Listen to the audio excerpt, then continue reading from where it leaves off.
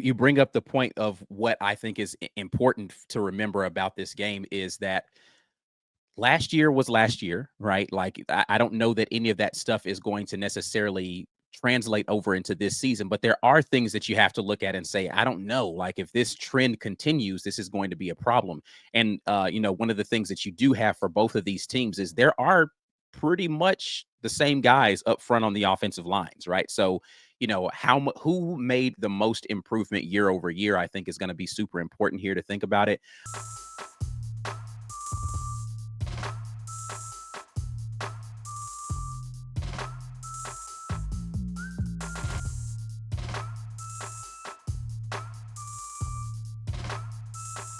Welcome on in, everybody, to the Auburn Express, powered by the War Report. I am so honored to have my guy Grayson back from Sikkim 365. We are here, man. It's only a few days. Auburn versus Baylor. It's time to get into this. Are you as fired up as I am about just the start of football season? Forget this game in general, but just like football season is here. We're ready to have all this talking done. Yeah, I am. And like week 0 is cool and all, but it's just, it's not really the same. I watched the Iowa State, Kansas State game and they're playing on this turf that is just horrible. The guys slipping and sliding, drop passes. Like this is not at all on our topic agenda, but no. Why did the Big 12 allow this to happen? I have no idea. It was the worst brand. Like it was so bad for the Big 12 because they both looked awful. And we know they're not. Like we know both those teams are probably going to be fine this year. But man, I'd much rather see that game at Kansas State or at Iowa State instead of having to sit there and watch just this horrible brand of football. It was not good. Not good. Yeah, it wasn't a very good representation, I think, of what the Big 12 can be. So hopefully they figure out something else to do. I mean, playing games over there is fine, but don't play a conference game that's going to impact what's going to happen in, potential championship scenarios and that sort of thing. Like, I just didn't think that was a very good idea, but it's over and done with now. And we are on to non-con, which is Baylor versus Auburn. And we'll get it started here, talking a little bit about the head-to-head between the two teams. And this is going off of last year's statistics, of course. So we don't have anything to present for this year so far, but the edge in scoring from last season would have been Baylor with 34.4, more offense all the way around, total offense of 440. Auburn a slight edge in the passing yards per game, and rush yards per game go in favor of Baylor. I think if you ask most fans that didn't know the answers to this question, they would have thought that those two things would have been reversed from last season. I know before I looked at it, I would have assumed, okay, Baylor threw the ball for more yards than Auburn did, and Auburn ran for more. And it's very slight, but that is actually the exact opposite for those two teams. Defensively, Baylor gave up 26.7 yards per game. Auburn points per game. Auburn at 21.3. The total defense slightly in favor of Auburn as well there, at Baylor giving up 386.2, where Auburn was 330.8. Pass defense in favor of Auburn, rush defense also in favor of Auburn. ESPN predicts this to be in Baylor's favor slightly, 51.8. Vegas on the side of Auburn. We will find out who is correct on this one because it is coming down to the wire here. Grayson, when you think about this game, just give me some of the keys that you have for it. Like, what are the things we talked a little bit about run when we talked a little bit, maybe it was like a week ago, we talked about this stuff. Since then, some things have changed up front, maybe with some of the guys that are going to be starting. Like, what are you feeling about some of the keys that need to happen in this game for Baylor to come out of here with a victory?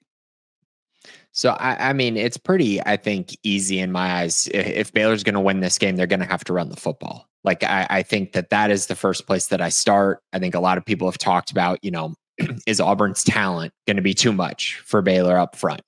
Very possible.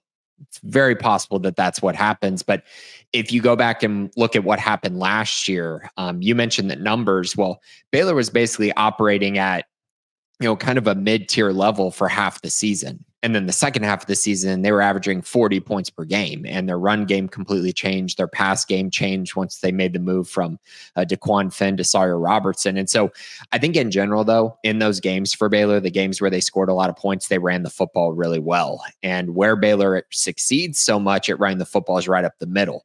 They have an elite running back in Bryson Washington, who is, make no mistake about it, one of the best running backs in the country. Like, he is very, very good, very physical, very good player. He missed most of the LSU game. He got a concussion very early in that game, and I think it changed a lot of things for Baylor. And also the strength of Baylor's offensive line is right up the gut. I mean, they got a returning center, 2 returning guards, a returning tackle who's, 330 plus pounds. Like, that's what they want to do. They want to run the football. They want to spread Auburn out a little bit, force them to put more guys on the perimeter, and then run up the gut. I think that's pretty key for Baylor if they're going to have success on the offensive side. And I think defensively, I mean, frankly, you could say the same thing defensively, because I don't think Auburn's winning this game if they're one-dimensional and only passing the football. They have to be able to run the ball as well. And I think Hugh Freeze wants to be able to run the football. So I do think when you look at the trenches, I think that's where it starts, is how do these two offenses run the ball? How do they manipulate the defensive line?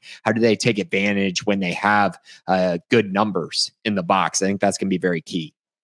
Yeah, I mean, listen, I agree with you 100%. I think whoever establishes themselves as being able to pick up the tough yards on the ground, I don't know how many long explosive run plays are going to happen in this game, but you need to be able to consistently pick up 3 to 4 yards to keep the chains moving, because I think that these are going to be stingy defenses, especially early while you're trying to feel each other out. This may be a very slow burn, and then opens up maybe in the second half as they start to figure some things out and the nerves subside a little bit. Let's take a look at each of the teams. Both teams have announced projected starters for the game. We'll start with the Baylor offense versus the Auburn defense. And we've talked a little bit about some of these pieces that are here for Baylor, but when you look at the matchups there on the interior offensive line, you talked about your guy, Price, who's there as the returning center. And then you talk about some of the returning guys. Where is the place where you're going to have your eye focused and say, I'm not sure, but this may be a place where if Auburn's going to have some ground to gain, where is it going to be along that offensive front? So like I mentioned, Baylor's only replacing one starter up front, and it's at right tackle, which is where Caden Siraki's going to play. Now, Siraki's played a lot of snaps during his time at Baylor, and the one area where he's been pretty good is actually in pass protection, but he's going to have his hands full to another level, I think, against Auburn. It doesn't really matter who he's facing, but obviously Keldrick Falk is going to be the name that everyone mentions, but if he's going up against really any of the edge rushers that Auburn has, it could be a problem, even though that is his strength.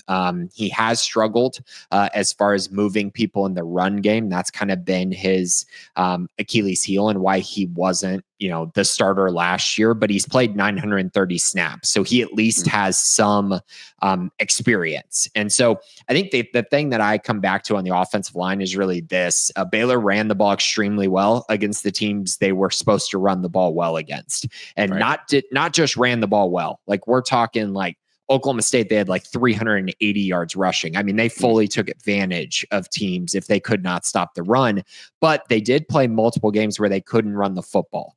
Utah, Colorado, BYU, Houston, and LSU. And I would probably say those were the 5 best defenses they played last year as well. And so it's kind of combating that, right? Because the first 3 games that I mentioned were in the first half of the year before the Baylor offense made the changes and got better. But the Houston game and the LSU game are still somewhat red flags as to what could happen if they do face a defense that's ready, a defense that can actually win up front and not get moved consistently by the Baylor offensive line. Yeah, I mean, so you bring up the point of what I think is important to remember about this game is that last year was last year, right? Like, I don't know that any of that stuff is going to necessarily translate over into this season, but there are things that you have to look at and say, I don't know, like, if this trend continues, this is going to be a problem. And, one of the things that you do have for both of these teams is there are pretty much the same guys up front on the offensive lines, right? So, who made the most improvement year over year, I think is going to be super important here to think about it. when you look at the skill players there on the outside, and we've talked about some of these guys already, so some of this is a rehash of the conversation we've had. You know, again, for me, the guy that you have to circle if you're an Auburn fan and say, I don't know where you have an answer for him, is going to be Trigg, the tight end. As talented as I think that the running back is and the wide receiver core is, Trigg to me is just kind of the difference maker kind of guy where it's like he is. Who do you have that's going to be able to cover him, and how is Baylor going to employ a guy like Michael Trigg in this offense? He's very, very good. And last year he was kind of, he had his ups and downs, but the games where he played really well, he played very well. And so he is a matchup problem. He's very athletic. He's good in the red zone, can win 50-50 balls as well. I'm curious if they're going to move him around a little bit more compared to what they did last year. I think you could see him line up outside at times. But in general, yeah, I mean, that is an area that I think is kind of hidden. And when you talk about talent, we talk about, oh, Auburn's so talented. They have all these 4 or 5-star guys. Michael Trigg was a top 150 guy. Like he was a 4-star guy. He's a dude. And so he's definitely one to watch. Josh Cameron, like he's their biggest returning receiver, 754 yards, 10 touchdowns last year. Also elite in the return game, one of the best punt returners in the country last year. So he's definitely a difference maker. Ashton Hawkins is back. He did a lot of good things last year. And then they brought in a bunch of transfers. And so we're going to see how that meshes, right? Whether it's Kobe Prentice, who transferred in from Alabama, who I'm sure Auburn fans know well, Cole Wilson from Texas State. And then the sneaky one who's emerged, I would say, over the last couple months is San Diego State transfer Lewis Brown. He's very good on the outside, wins a lot of contested catches. His profile is very good, even though he's coming from a smaller school. He could be a guy that kind of jumps off the page. Dave Aranda mentioned him specifically, so it wouldn't shock me if he's a guy who ends up having, 3 catches for 70 yards or something. And you're just like, whoa, where did this guy come from? He's been kind of a breakout candidate, I would say, this summer. You talked about Dave Aranda, and I'm confession, I hadn't really just sat and listened to him talk a lot, but man, this press conference, of course, I'm keenly tuned into what's happening. I watched the press conference of him previewing this. Is he always that soft spoken? Like, is that just who he is as a person? Absolutely. He is just locked in. He's all about the football. He's all about the X's and O's. Doesn't want to get into the weeds like with media type stuff.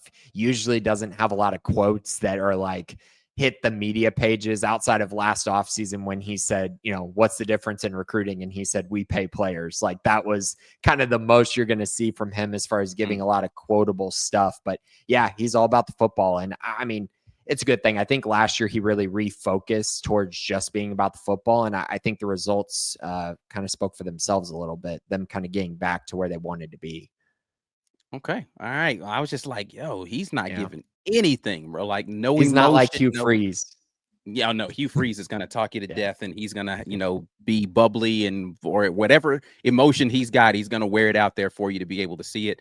I was just like, wow, he is as stone faced as he could possibly be right now, and I can't get a read on what this man is actually thinking right now. So going to be interesting to see how that translates. We are here on the Auburn Express talking a little bit Auburn versus Baylor. We'll be right back after this quick word from our sponsors. We want to give a big shout out to Abel's Iannone and Moore and Associates. They have been in business for almost 25 years. They manage over $200 million for clients in over 25 states and 2 foreign countries. They're not some big corporate operation. This is an Auburn family providing honest guidance and top-notch service. You get the feel of a small town with years of insight, perspective, and results. Jeff, David, and Conlon are great to work with. Contact Abel's Iannone, Moore and Associates at 912-777-4128. Again, that's 912-777-4128, or visit AINC.com. They're different. You don't need millions of dollars to need a financial advice. You just need a paycheck and a plan for the future, or some dreams for the future, or something that you're planning for the future. And these guys can help you. And just one conversation with them, I can tell you they've helped me reshape how I think about my financial future. Look, the War Report has been compensated by Abels, I&O Moore and Associates for this endorsement. Abels, I&O Moore and Associates is a registered investment advisor. Registration as an investment advisor does not imply a certain level of skill or training. The information in this advertisement is for informational purposes only and should not be considered personalized investment advice.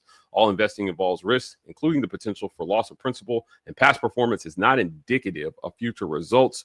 Get on track to your financial future with AIM and Associates. All right, we're right back at you. Word from the sponsors. Thank you so much for those that support the War Rapport. We're going to flip it over and talk a little bit about the other side, the side of the ball that Dave Aranda is more known for, and that is this Baylor defense going up against an Auburn offense that's looking to rebound in 2025 from a less than desirable outcome, mostly because they turned the ball over a bunch.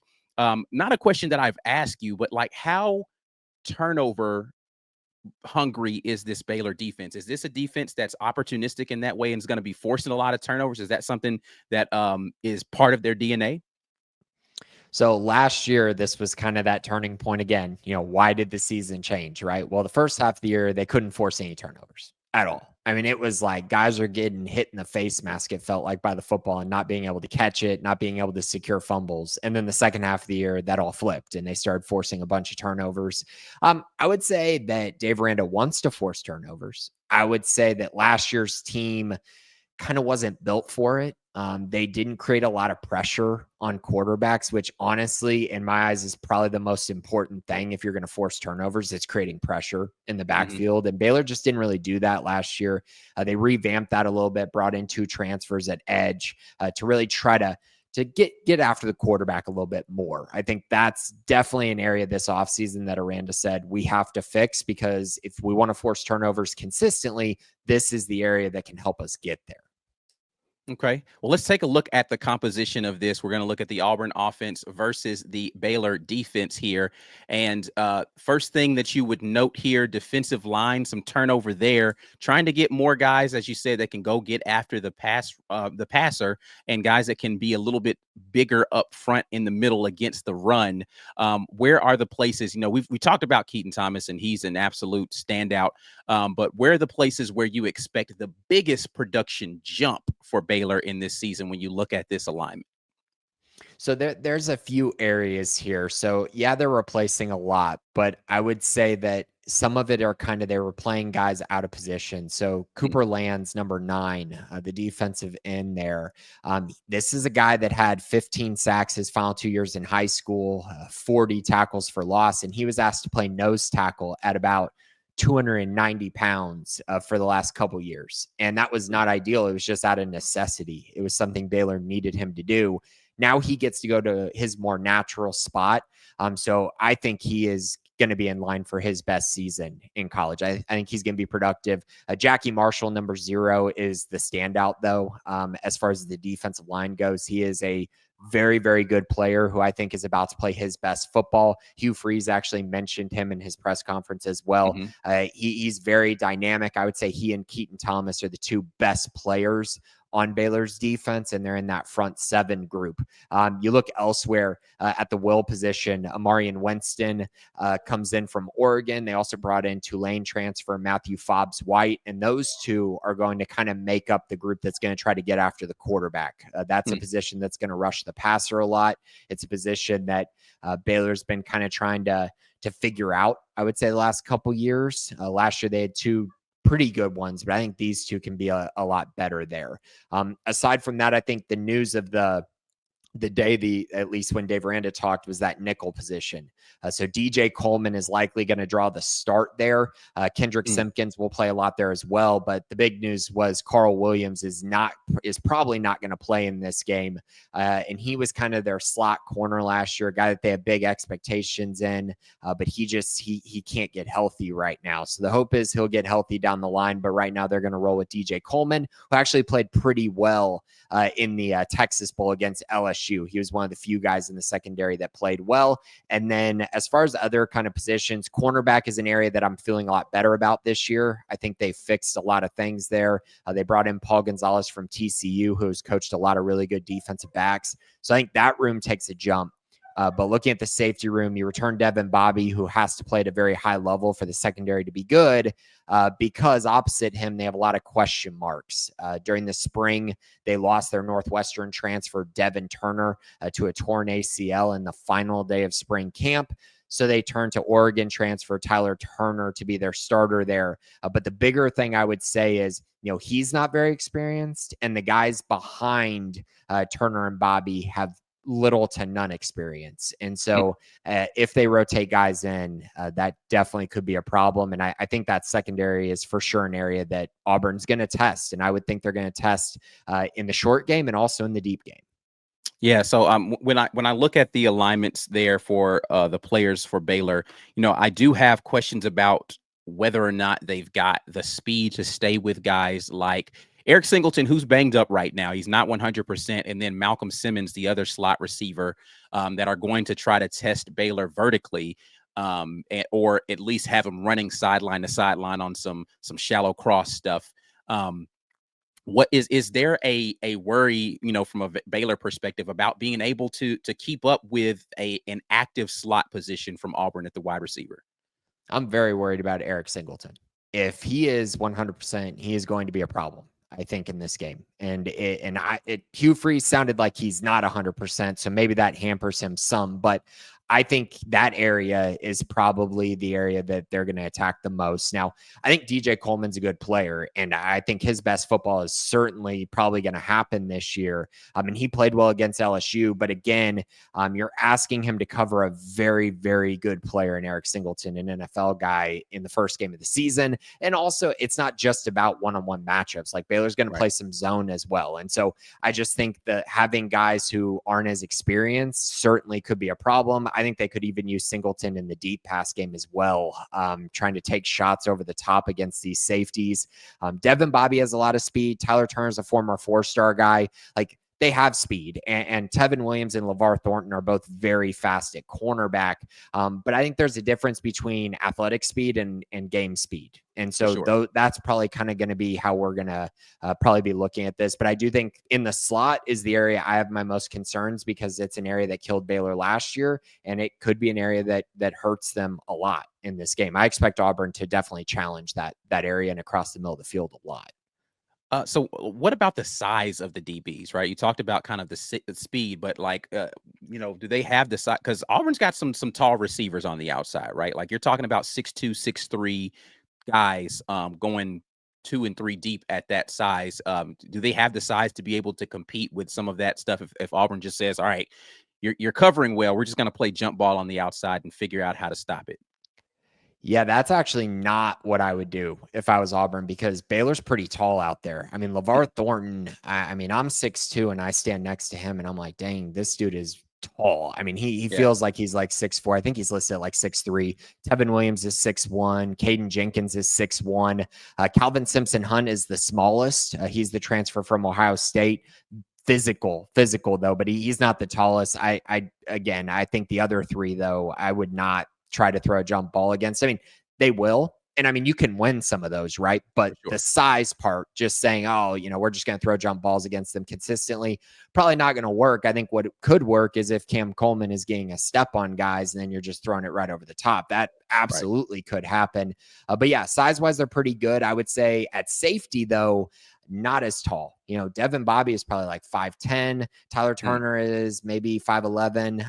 DJ Coleman's a little bit taller, a little bit thicker. But yeah, at the safety spot, you might be able to get away with it more. But again, then you're talking about maybe it's a tight end, which, could be a problem. But I would say that they're probably going to try to have Simmons or Singleton out there more. And those guys are more in the, 6 foot, 5'11" range? Correct. Yeah. Yeah. Okay. All right. Well, listen, man, this is why we're here. We're here to try to figure out where the matchups are for each of the teams. All right. So let's get over into the brass tacks of it all, right? Let's talk about how we feel like the outcomes of this game are going to be. I'm going to take it step by step here before I give ask you to give the final prediction. And I want to go position group matchups, right? So if you're going to go we'll start on the defensive side and say Baylor's defensive line versus Auburn's offensive line, where would you give the edge if you were scoring it right now? I'm going to give the initial edge to Auburn. I think they have Okay. less question marks. Baylor still has to fix, they're figuring out some things. They got a couple transfers they brought in. I don't think their nose tackle position is going to be what it will be later in the year. They got good players, but yeah, I got to give the edge to Auburn. I wouldn't say it's overwhelming though. I think it's a more than slight edge, but not an overwhelming edge. Okay. Flip it around to the other side. Baylor's offensive line versus Auburn's defensive line. Okay, so if we're not going to say a push, because I think in the pass game, I think Auburn's got the advantage. I think in the run game, Baylor has the advantage. I think I'm going to give a slight edge to Baylor, but this one is less of an edge than Auburn's offensive line to Baylor's defensive line. All right. Let's talk about those guys on the outside. Auburn's wide receivers versus Baylor's defensive backs. Heavy edge Auburn. Okay. Yeah, absolutely. I think that they're very talented. I've been on record. I think this is the best wide receiver group they're going to face all year. So it's hard to go any other direction than that. All right. Baylor's wide receivers, Auburn's defensive backs. So I think Auburn's defensive backs are really good, but I think that Baylor's wide receivers are actually extremely underrated and underappreciated. I'm going to give them a slight edge, though. I would say it's closer to a push, but I think if I'm going to pick one, it would be Baylor slightly. Okay. All right. And here's the one. Which quarterback are you taking? Who has the advantage there? Heavy edge Baylor. I like Jackson Arnold. I think there's a lot that he could do this year, but I think a lot of it's hypothetical. With Sawyer Robertson, it's pretty factual what we saw last year and what he can do. He did against LSU. That's the heavy edge that Baylor has, along with home field advantage. And so if you're going to put the ball in one guy's hands and you're going to ask the quarterback to go win this game, I feel like that's bad news for Auburn. Okay. All right. So having said all of that, let's get to the prediction time. How are you feeling Friday night? Clock hits zeros. Who's walking off of that field with a dub? So I've been talking about this all week, and it's something that has stayed in my mind throughout the course of the week. It's Auburn's talent versus Baylor's talent, Baylor's cohesiveness, Baylor's how many guys they bring back, the steadiness of the roster versus where's Auburn going to be at week one. Is Auburn a ready-made product? Because if they're not, they're going to lose this game. If they're not ready to go to start the year, I just don't see any way that they win this game. So I think it's going to be a mixture of those two. So you put those two pieces together and say, is the talent going to win out, or is the cohesiveness of understanding what you need to do to win football games going to win out? And for me, that just gives me a slight edge to Baylor. This game is at home as well. Ultimately, I think it's actually going to be a little lower scoring. I think both these teams are going to feel each other out at the beginning. I think you could see Baylor, go through some lulls. I think you're probably going to see Auburn, miss some third down chances. Jackson Arnold missed a couple throws early. I don't think you're going to see a ton of broken plays initially. And then it might open up a little bit as the game moves on. So I'm going to take Baylor to win this one. I do think it'll be close throughout. I think both these teams are good quality football teams. I'm going to take Baylor 27-24 in what should be a really awesome game to start the season. I know Auburn fans won't be happy to hear that at all. I understand that. But I do think this Baylor team is significantly underrated nationally. And I think it's actually a really good football team. We're not here to make any fans happy. There's no way to do that, man. Somebody's going to be mad. If you had picked Auburn, Baylor fans wouldn't be happy. If you picked, you pick Baylor, Auburn fans aren't going to be happy. It is what it is. What was the score that you said again? 20 what? 27-24 Baylor. I'm trying to look for the over-under. I don't have it noted here. I think it's 57.5 currently. Yeah. Is that correct? That sounds right. Okay. All right. Well, we will see what happens in this one. We already did my prediction over on the show. I think I said 31-24, something like that. I don't remember what the final number was, right. But like I said, I think that Auburn's got to get into the 30s to be able to do this. Injury news of note, just for those that didn't know, Alex McPherson has been put on a game time decision for Auburn, and that definitely changes some of what you would expect to be the play calling situationally for Auburn in terms of the kicking game if Alex McPherson is not able to go. So we will keep an eye on that development as we get closer to game time.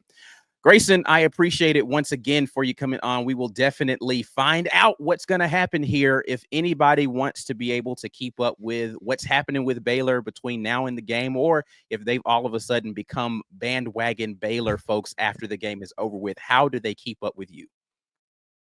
Just be sure to check out sickem365.com. That's our website, premium subscribers. We have all kinds of information, news, articles, everything really about Baylor. We also have a YouTube channel in which Ike and I, we had our conversation on that channel. We're going to have other topics that come up throughout the week. So if you want to check out kind of those videos and more content around this game, be sure to check that out as well. Yes, appreciate it so much, Grayson. All right. That's it. We are out of here. Thank you guys so much for watching the video. Make sure that you're liking the video, subscribe to the channel, go ahead and comment your thoughts on all the things that we talked about today. And we are just a few days from kickoff, Auburn versus Baylor. We will see you down there in Waco, but that's it for me. We're out of here until the next time. And as always, War Eagle.